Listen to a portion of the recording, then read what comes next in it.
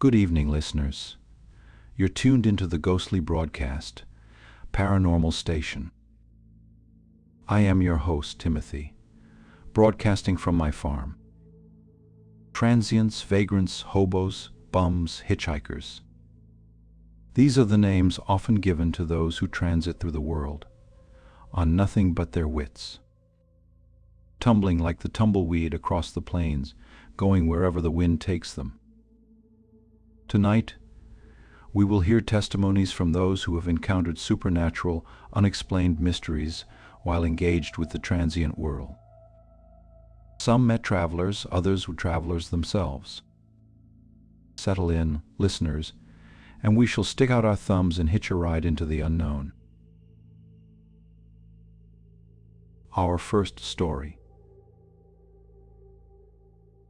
Dear Timothy, my name is Roger, and I haul semis from east to west for work. About a month ago, I was heading east across the great big state of Texas. I was just heading into Houston when I saw a hitchhiker trying to thumb a ride. I'm a pretty big guy, and this guy seemed old and frail enough to warrant pulling over. Poor guy was out there in the middle of the night, and there weren't too many other cars on the road. My cab was big enough, and I figured I could use the company. When I pulled up, he opened that door and asked if I was heading for Louisiana in the drawl of a black Southern man.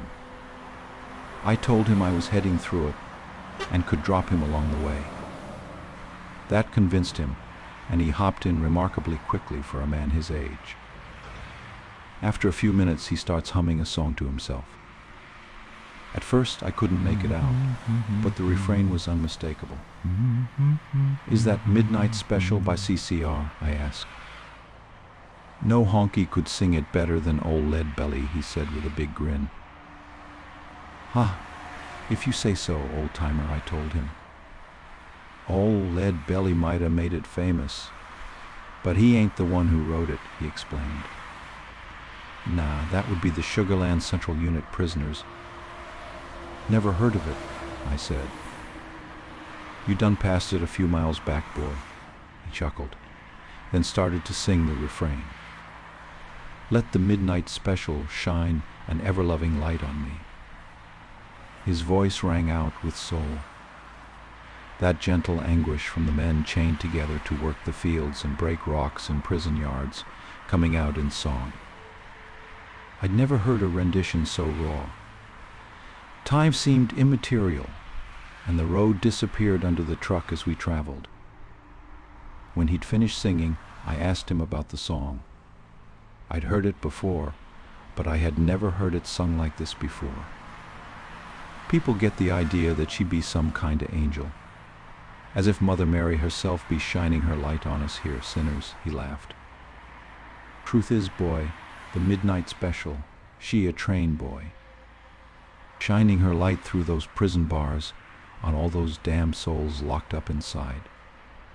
She runs free and we are all stuck here, he said, as he turned to look me in the eyes. His gaze captivated me. I was looking at him, but he was looking right through me, like he could see right into my soul, through my eyes.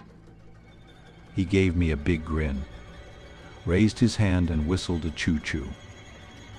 A light from behind him filled the cab, and I heard a horn whistle before an almighty crash rocked the cab. I don't remember anything after that, but when I came to, the truck and most of my load were a wreck. The emergency services were already on the scene. Fire chief filled me in after I'd been checked over by the paramedics. As far as they could tell, my truck had broken down on the track. Trailer brakes had been activated, and it had been stopped on purpose. Then, an unfortunate collision with a train happened before I could have called it in. They found me yards away in the bushes, and assumed I'd been flung from the cab window with barely a scratch on me. Some kind of a miracle. When I told them about the hitchhiker, they said there was no trace of anyone else. Not a single speck of blood in the mangled cab. I don't know who that guy was or where he came from, but I'm sure that he wasn't of the living. Not in the same flesh and blood sense that we are. From the look of the crushed cab, I am sure he was why I made it out of that thing alive. Whoever he is, I hope he got to wherever he was going. Kind regards, Roger. Thank you, Roger, for sharing that incredible testimony.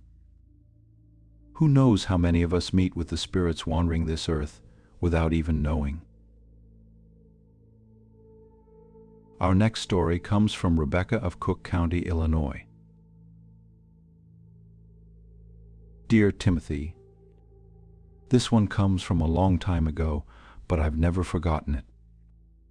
For as long as I've lived, I still remember it as clear as day. Back in the 70s, I had been a bit of an unruly kid.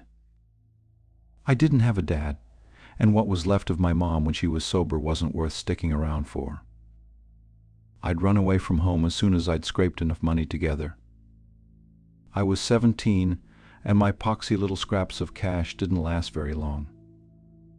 Before I knew it, I was on the road heading into Chicago. I remember the walk. I remember how cold it was in the night. Mostly I remember the men who tried to pick me up. At one point, I was so tired that I got in a truck with one guy just to give my feet a break and warm up. I had to ditch that creepy cad when he pulled into the next stop. I jumped out so fast that I'd left my bag in his cab and was too far gone to return for it. I was avoiding truck stops after that. There were too many assholes who thought I was just a young, scared little lot lizard for them to try on. It seemed better to just keep walking. After a while, though, it was just too much. I was just so damn tired and freezing. Every step hurt. I had blisters on top of blisters, and every time another one popped, I would scream out over the traffic. It was like walking on glass. Eventually, a woman pulls up in a station wagon. She rolls her window down and asks me if I need a ride. I told her I was trying to get to Chicago, and she said, "Honey, I'll take you wherever you need to go." I could have cried if I wasn't so exhausted. "It's such a shame that a girl like you has no one looking out for her," she said, as I eased myself into the passenger seat. "I didn't ask for your sympathy," I sighed. "No, you didn't, but you have it anyway, Rebecca," she said.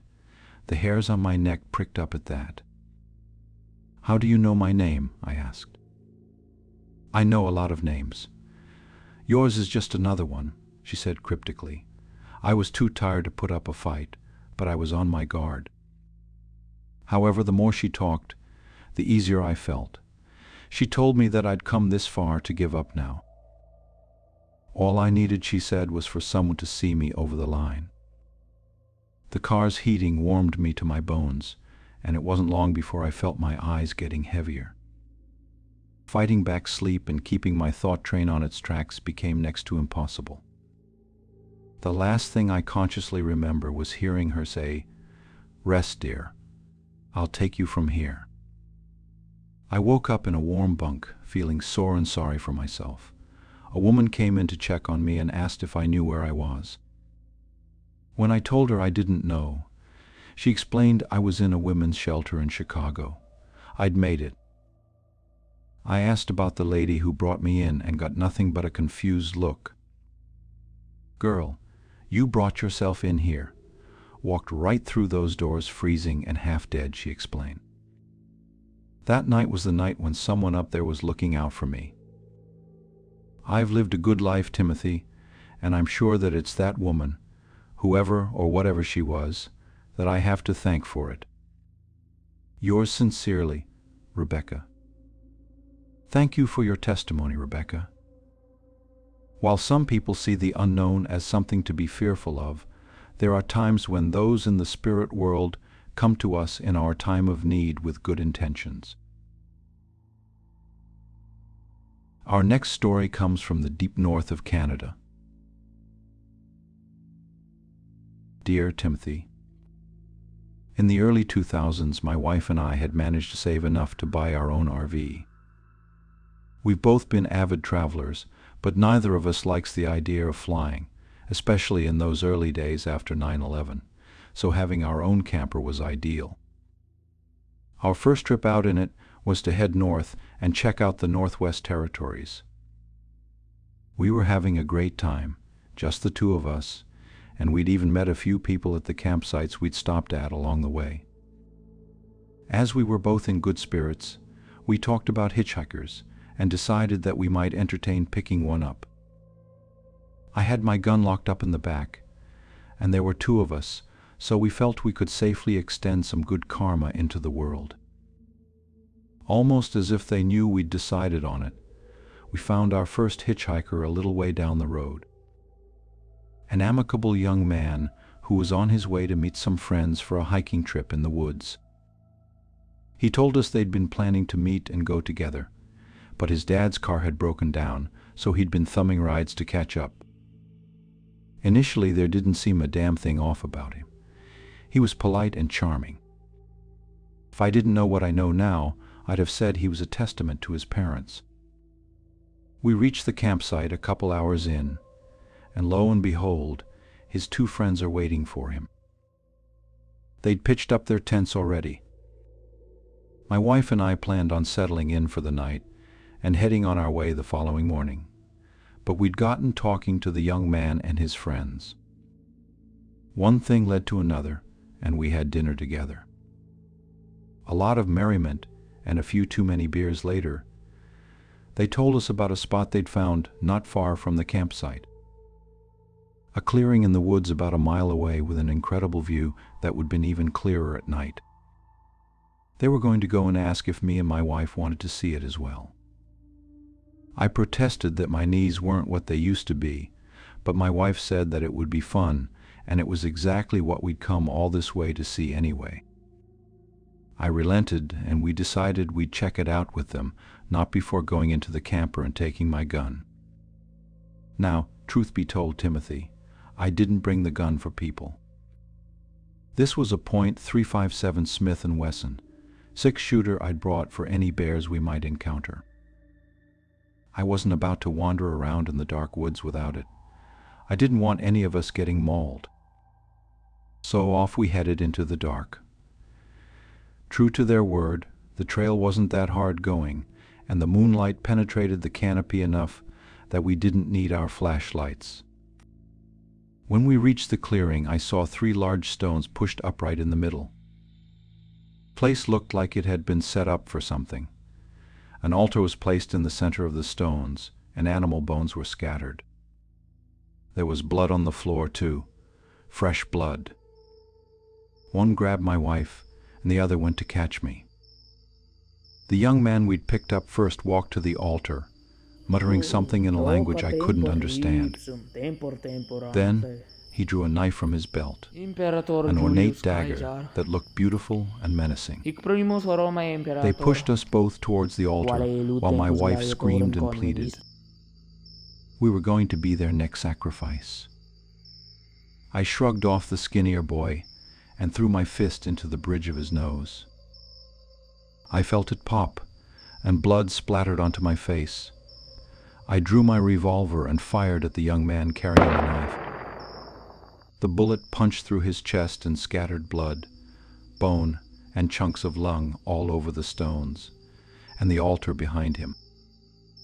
The other boy let go of my wife and ran into the woods with his bloody-nosed friend behind him. I picked my wife up and held her in one arm while I kept my revolver trained on the knife wielder. He was lying on his side against the altar with an exit wound big enough to jump through on his back. Rasping against a collapsed lung, he was still muttering incantations in that strange language. Staring blankly into the sky, he turned his gaze to me, all the while saying those peculiar words in that guttural, hoarse tone. We reported the whole thing to the park rangers and the police when we returned to the campsite. They found the 2 boys that had run, but they couldn't find the body of the third. Nor did they find the altar or the stones we described in the clearing. It had all vanished, not even a trace of blood. Sometimes I wake up at night and see his eyes, shining in the moonlight and staring at me. I hear those words that don't make sense, ringing between my ears. There is malice in them, hatred, a restless evil. Sometimes I'm driving and I see him walking on the side of the road. He puts his thumb out and gives me the same smile he gave us the day we picked him up. I hope your listeners can make sense of this, Timothy, because my wife and I certainly can't. Yours, Craig. Thank you for sharing your testimony, Craig. We don't know who or what is out there and whether or not they mean harm. The paranormal can be fickle, and staying on guard is best. Our next story comes from Mazama, Washington State. Dear Timothy, my name is Jonathan. I was hiking up in the North Cascades of Washington, and after coming down the range, I was trying to thumb a ride back into town to save my tired legs. I didn't have to wait long before a couple picked me up. They had a pickup truck and told me they could take me to town or a little further if I wanted. First thing I noticed about the truck was the smell. I've seen hunters and trucks where some roadkill has been scooped up and put on the flatbed, but I've never seen one like this. It was wretched, like the world's filthiest abattoir. Rotting meat and dried blood were all over it. It made my skin crawl to get in it, but I suppose beggars can't be choosers. The couple seemed nice enough. The woman seemed prim and proper, but her feller was definitely the hunter type.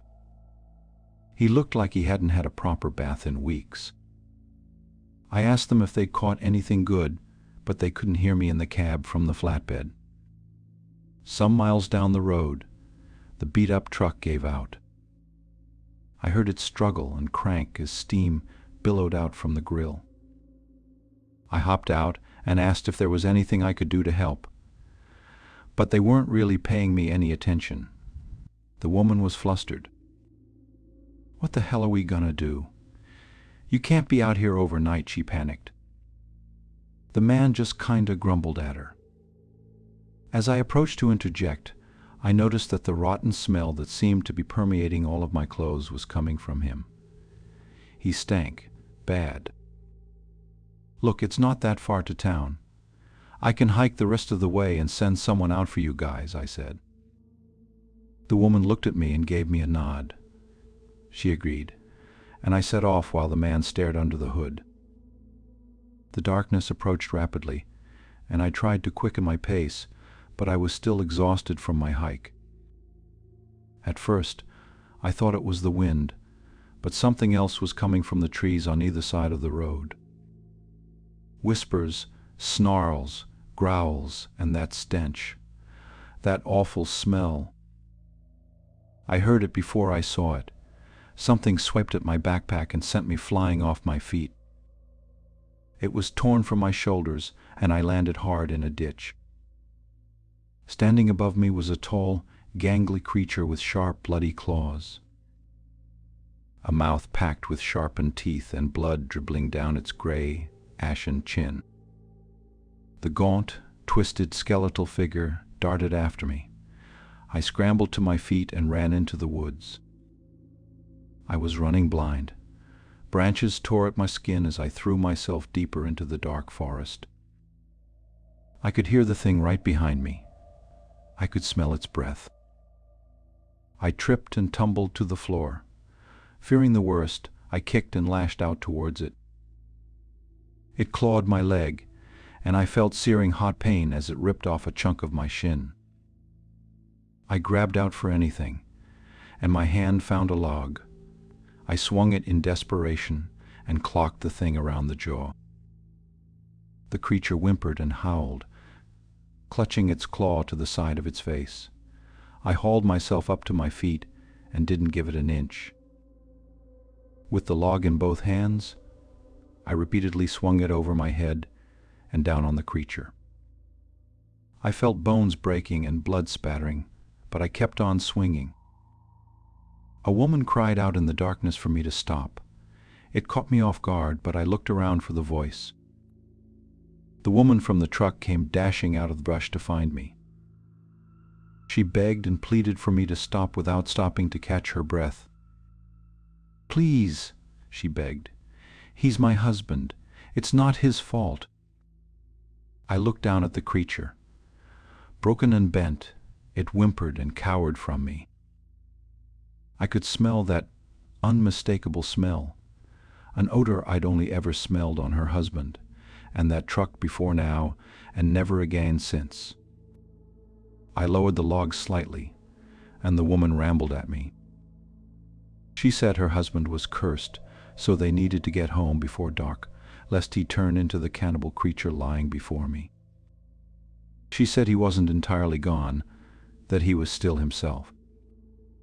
While she tried her best to explain it to me, the creature, or her husband, I guess, took his chance and bolted. It ran off into the night, and she chased after it, screaming her husband's name. It was as if I didn't even exist. After that, I didn't hang around. I bound my leg as best I could and hobbled into town. I never saw or heard anything about them again, but that isn't the part that scares me. This was a few months ago, and my leg healed up better than I could have hoped, a lot quicker too. I've also been a vegetarian for 8 years going, but I cannot get meat out of my head. I'm hungry all the time. And I smell, Timothy. I smell that same smell from that man in his truck, only now it's coming from me. I smell rotten. Have I been cursed? Jonathan has not signed off his letter, but I thank him for his testimony nonetheless. Encounters of the supernatural can be traumatic for even the most seasoned, well-adjusted individuals. I do hope that Jonathan does not suffer from the trauma for long. Those were our testimonies for this evening from contributors across North America. If you enjoyed this and would like to support our channel, cataloging paranormal encounters throughout the world, then consider liking, subscribing, and hitting the bell icon to get all the latest broadcasts. I've been your host, Timothy, sowing the supernatural seeds here on my farm and bringing you the testimonies reaped from contributors. No matter what is out there, you need not fear that no one will believe it. Good night, listeners.